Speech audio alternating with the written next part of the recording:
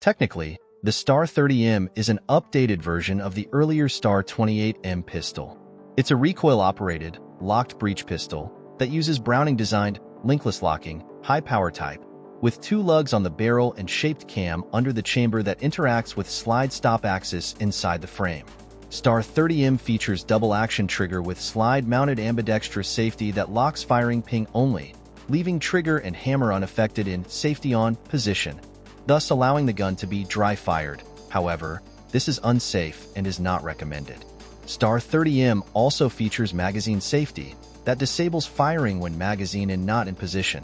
Another safety feature is the extractor also serves as a loaded chamber indicator.